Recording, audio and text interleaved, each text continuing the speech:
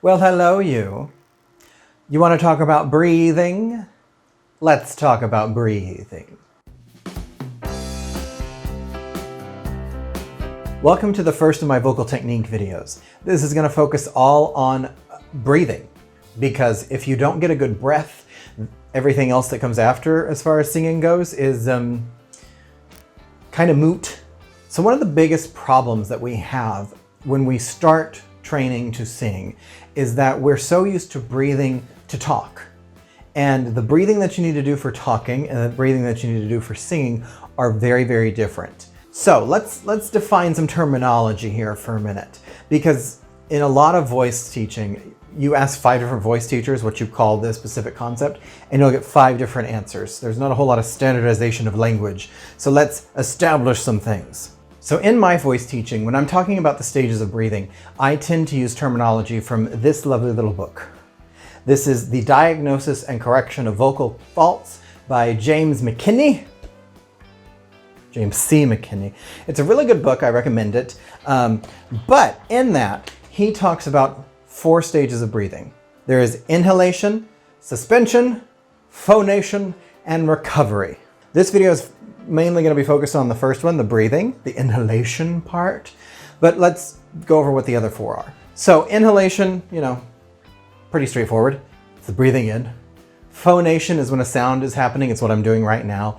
And the recovery period is this very quick, very, very, very fast second where your body sort of resets itself to breathe in again. So for talking, we only need those 3. For singing, we add one in the middle there. That's the suspension period, and that's where the body prepares itself to start singing. So talking and singing are 2 very different processes. Talking doesn't require nearly the amount of air that singing does.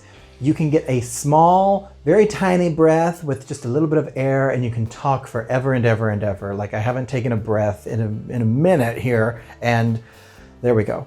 But for singing, we need to use as much air as we can get, and that means using the entirety of the lung. For talking, we tend to take very high breaths that only use the top part of the lung, right?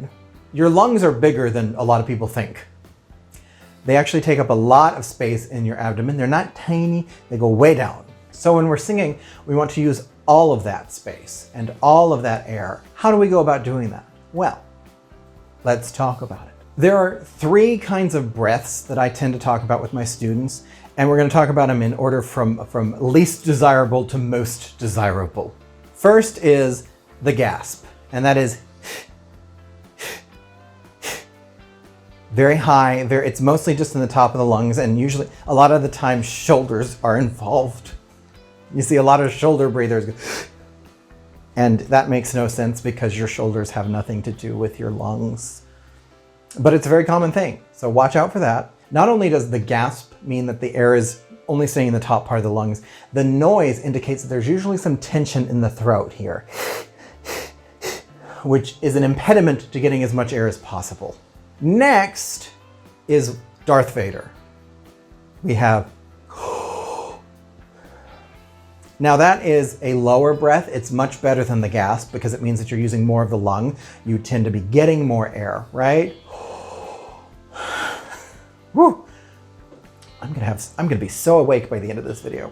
So Darth Vader is better than the gasp, but just like the gasp, the noise, the sound of usually indicates there's something in the way here. So we're not getting as much air as we could. If there's that noise, there's unnecessary tension happening, and that's the last thing that we want in here. And finally, the ideal breath for singing, the ideal breath is simply. Now you may have heard something, because I am mic'd. It's right there. You may have heard a little something, but ideally, you won't hear much of anything, because that means that the airway is nice and open. It means I'm getting down into the lungs, and yeah, it's just a good breath. There are 2 ways to sort of think about that sort of a breath too. One is to think of drinking the air. That tends to take the Darth Vader unnecessary tension stuff away because it opens up the airways and opens the throat nicely if you think of drinking that air. Another really good image I use with my students all the time is that of a water balloon. When you fill a water balloon, you fill it from the top, water goes in the top, goes down, hits the bottom of the balloon, spreads out and then goes up, rather than filling from the top down. That's how you want to think about your lungs. So that's what the ideal breath is, but now how do we work on taking it? It's all about torso expansion. So ideally, like I said, that water balloon is filling up all sides, right? But when I work with my students, I tend to break it down a little bit. We're going to talk about expansion in the front of the torso, in the sides, and then in the back. Now, all of this should be happening and it should eventually all get incorporated, but breaking it down one at a time tends to kind of, help take away some of the, I gotta get all of the things, anxiety. Let's start with the front of the body in the belly. Now, this is one of the easiest places to focus, not only because you can actually see it, unlike you can't really, the back. You can see the front and the expansion that is actually happening around the belly button. But it's also where there's not as, like, your ribs aren't in the way, there's no spine in the way. When you take a nice big breath, you can have that expansion and actually see it. What you want to do is take your hands, make a nice little shape like this, make a diamond.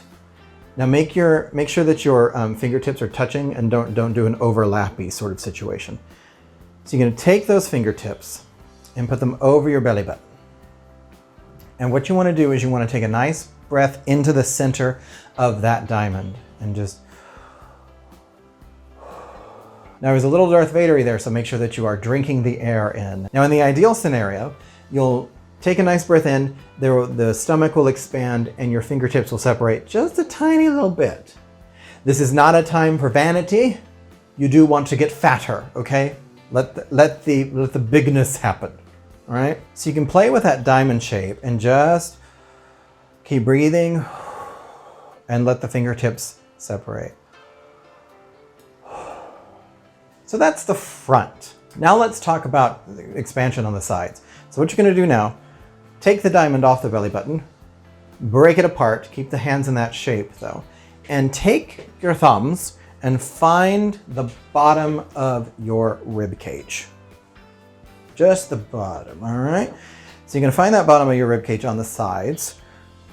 And once you find the bottom of your rib cage, kind of press in a little bit, not so much that it hurts, but enough. And continue to think of the diamond being in the front and breathing into the middle of that. But now focus on making sure that your thumbs go that way. All right, so just take a nice...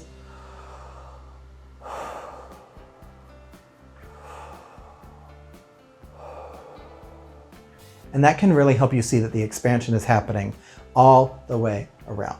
Now for the back, one of my main voice teachers in college talked about breathing into the back a lot. She had a bow and arrow reference for a good breath that I really liked, but I never felt like I could get it exactly the way that she wanted to, and I don't know, I'm sorry, Rebecca. But then I started shooting this video, and on one of the first takes, I was like, and then you do this, and I put my hands in a slightly different spot, and I was like, oh, there it is. 12 years later, I've taught a ton of students, and I just finally got it. So, for your back, when we broke the diamond apart and took the hands that way, now spread them out, and find, the same spot that you just had them in at the bottom of the rib cage, just flip it around so that it's now, your fingers are now spread across your back, all right? Then you're gonna bend over. You can do this in a chair too, but just standing up is fine. And then just breathe.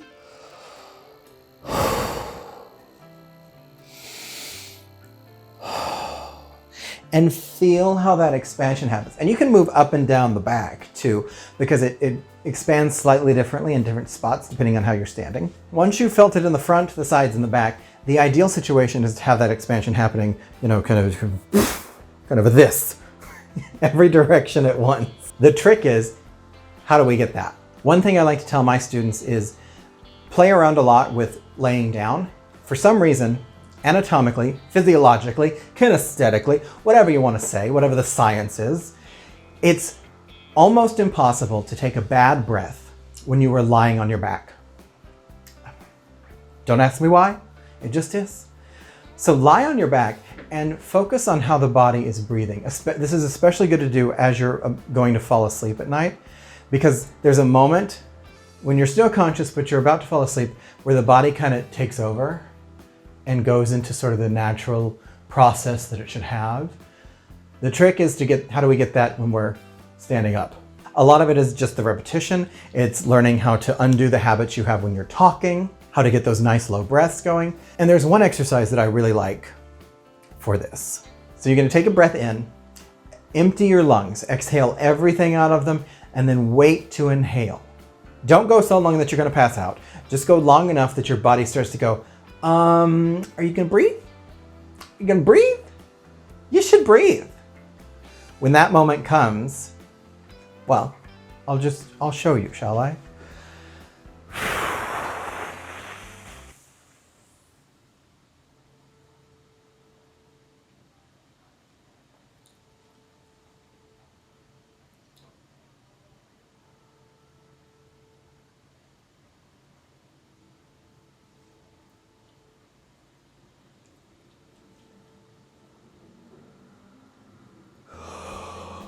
Whew. So what happens in that moment is your body goes, hey, I need air and you got to get it now. And it opens up everything. It's like, hey, mouth, lungs, nose, everything, open, oxygen now. And you end up taking one of the most natural, best breaths you will ever take in your life. The trick is to get that breath for when you're singing. And a lot of it is just paying attention to how your body feels when you take that sort of breath. Pay attention to how your body feels when you're laying down. Pay attention to how it feels whenever you're doing these exercises that I've gone over. And just get used to that. It's very different than talking. Get used to that too. So that's it for the breathing video. Make sure that you like and subscribe to the channel and all that. I've got some more videos coming up about singing in general. The next couple of videos are we're gonna cover that suspension and phonation periods that I talked about at the beginning and what you do once you actually have the good breath. There's also a link in the description below to an article where I go a little bit more in depth on a lot of this stuff. And yeah, enjoy. Follow me on all the things. I'm that KJ Bell. That KJ teaches on the Tickety Talks. And yeah, happy breathing.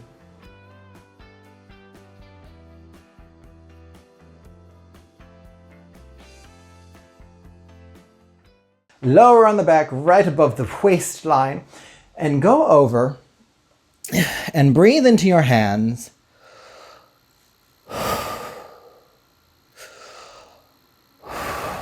Oh, that's what she meant.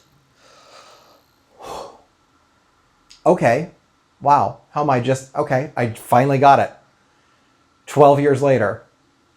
Is it bad that I'm having this discovery on this video?